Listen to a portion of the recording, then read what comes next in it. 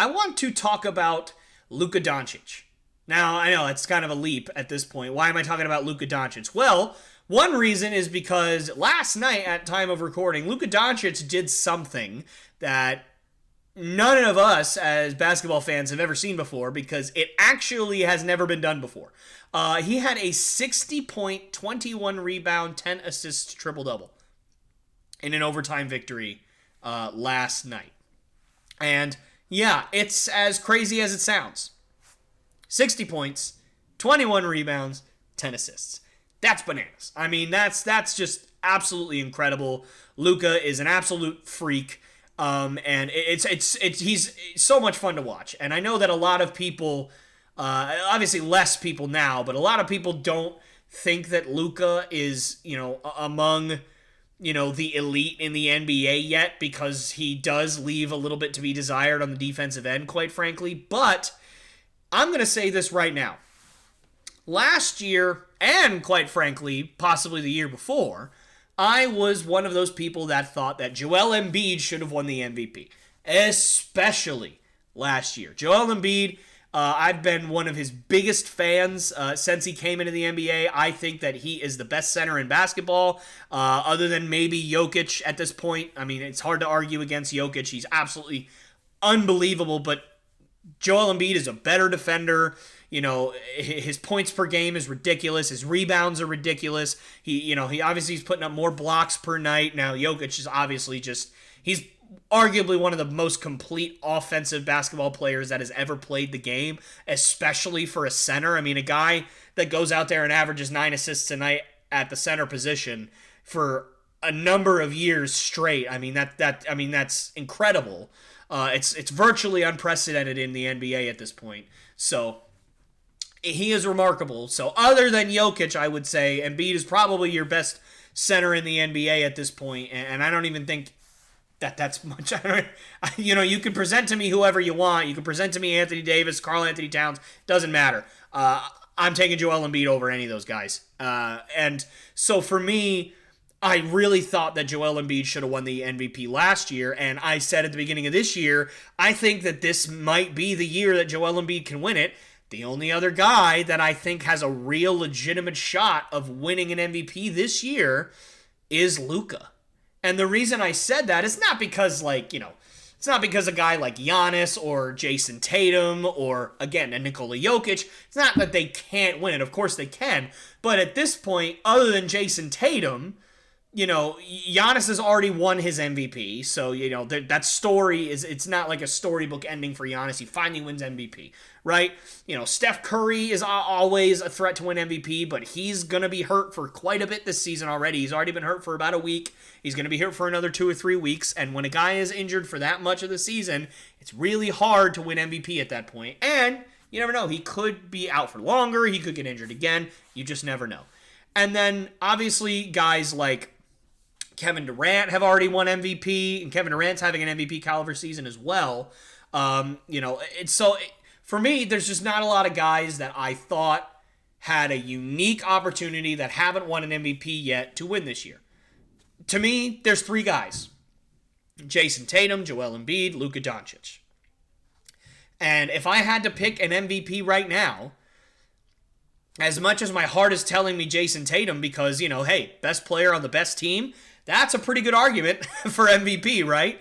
But I've never been the guy that thinks best player on best team is MVP. I just haven't been that guy to believe that. I think that if you are the best player in the NBA that season, you should win MVP, regardless of what team you play for. Now, obviously, if you're putting up, very similar stats to another guy, but your team is below 500 and the other guy's team is the best team in the NBA, yeah, I'm gonna lean more towards the guy whose team is winning because the MVP also should ideally impact significant and consistent winning. But that's not always the case in every single scenario. I certainly wouldn't be mad if somebody was putting up 40 points a night right now and his team was 500 at the end of the season. I wouldn't be mad if he won MVP. I mean, look at Russell Westbrook a few years ago. He was clearly the best player in the NBA when he won MVP that year, and his team was, the 5th seed, the 6th seed in the West? somewhat middle of the pack in the NBA. I mean, but was that on him? No, the guy averaged a triple-double for a season. I mean, that's insane. So, that's not always the case that, best player on best team should win MVP, but I do understand both points of view. So, again, Jason Tatum makes sense. That's what my heart's telling me, but you know what my head's telling me? My head's telling me that Luka Doncic should be the MVP right now. I mean, and it's not just because of last night. It really isn't, although, of course, last night helps quite a bit in that scenario because quite literally Luka Doncic is the only reason that the Dallas Mavericks won that game last night, and he is really the only reason that the Dallas Mavericks are relevant. They have struggled mightily to put a team around Luka, and now, if it continues to happen that way, you're going to have to shift the blame somewhere, right? It's either Mark Cuban or the general manager or the coach. They already they have a new coach already. Jason Kidd's doing a fantastic job over there. But at a certain point, you're going to have to start looking at, is it the coach? Is it the owner? Is it the general manager? Or is it Luka? Hey, listen, we've seen, teams that are supposed to be amazing and win the championship not excel. Many, many times. Brooklyn Nets recently. You can go back a few years ago, the 76ers, right? Trust the process.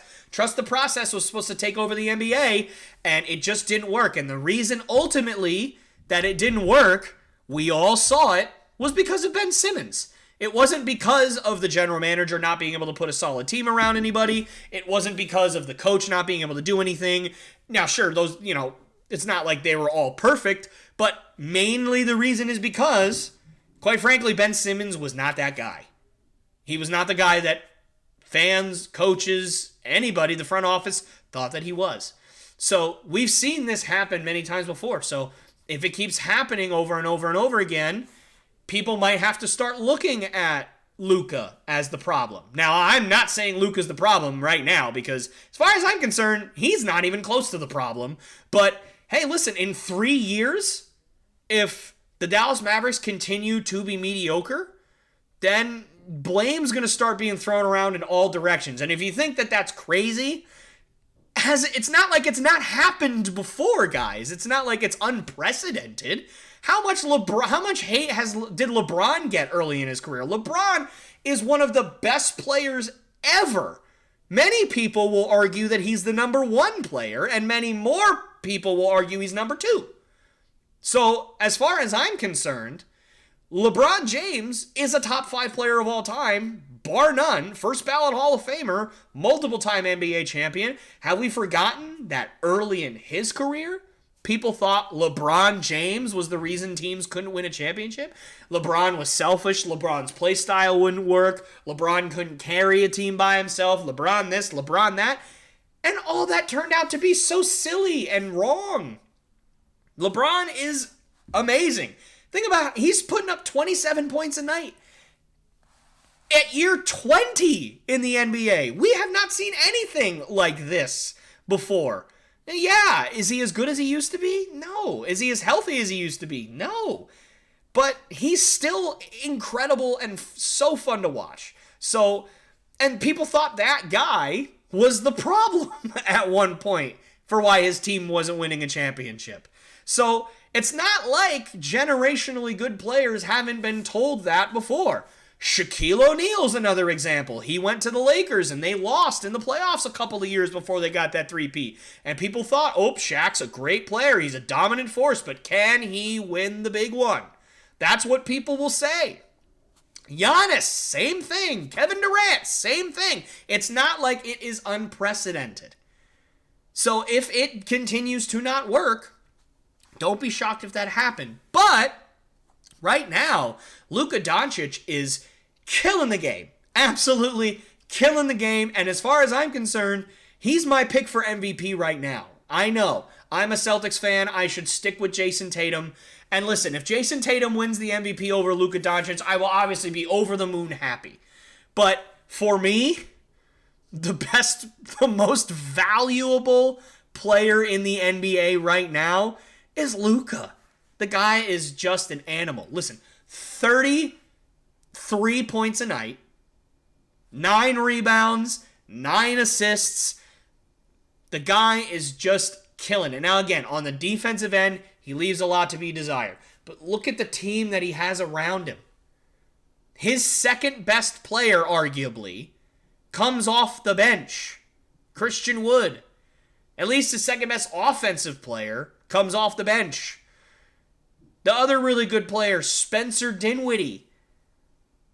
I mean, look, Spencer Dinwiddie as your third guy. Listen, I have a lot of love for Spencer Dinwiddie. I think he's supremely underrated. I think that I talked about it in a trade deadline video I did last year. Go and check that video out if you haven't seen it. Although at this point it's a little bit mute. But nonetheless, I said that he still had a lot to offer. I still thought that he could be a great pickup for the Dallas Mavericks. And he was. He was great for them, especially in the playoffs. But if he's your third best player, that's not good. That's you're really risking it there if he's your third best player. And quite frankly, he's arguably their second best player. Because at least he starts for the Mavericks. At least he's out there with the starting group. People have said a lot that Jason Kidd should start Christian Wood and play him more minutes. But, at a certain point, you just kind of got to go with what you feel is right if you're the coach. And if he doesn't trust Christian Wood on the defensive end, which it seems pretty clear to me that he doesn't, then he doesn't trust him, and then it is what it is, right? So if that's the team you're surrounding Luka with, and then you got Maxi Kleber, Dorian Finney-Smith, Davis Bertans, that's just not going to get it done. That is just not going to get it done.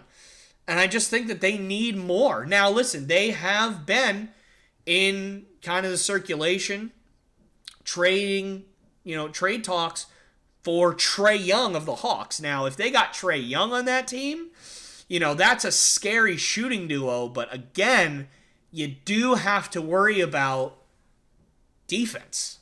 Trae Young's not a good defender. Neither is Luka.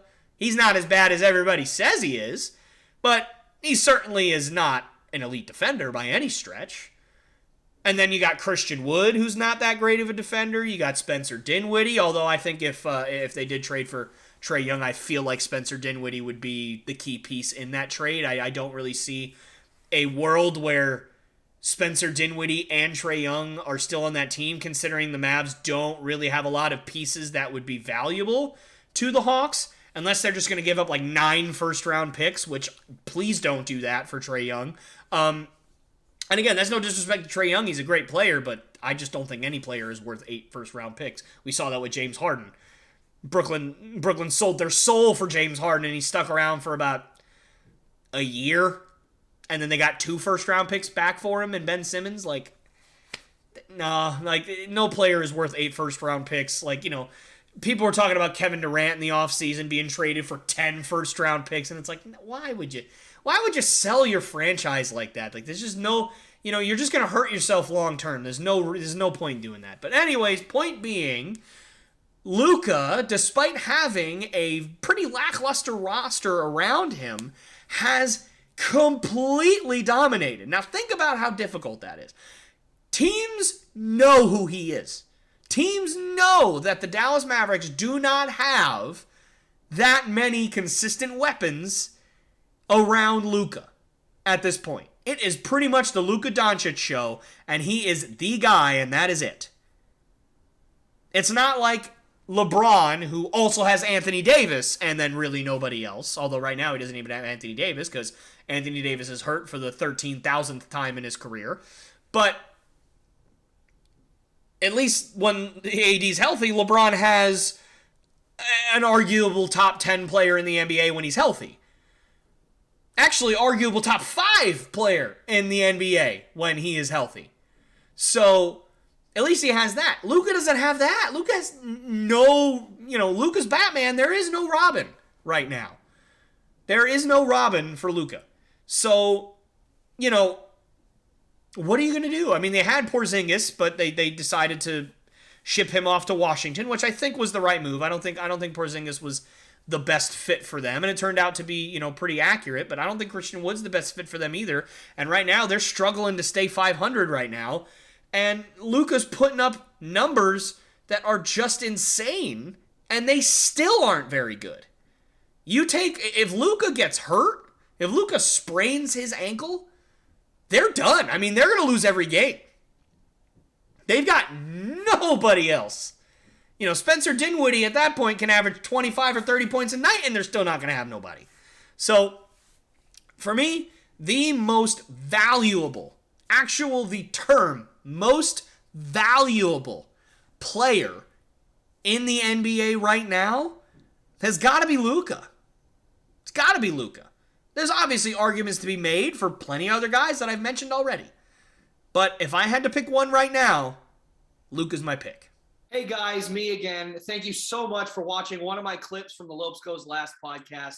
These clips are so much fun to do. I absolutely love making them, and I absolutely love doing them. And this podcast is my baby, so I really want this thing to grow, and I really want it to succeed. So if you did like what you see, please subscribe. Also hit that bell notification so you never miss any one of my episodes or one of my clips like this one. And please do also like and share these videos with your friends and your family so that we can make this thing grow as fast as possible. And I wanted to thank you again so much. And I hope you guys enjoyed the video and have a great rest of your day.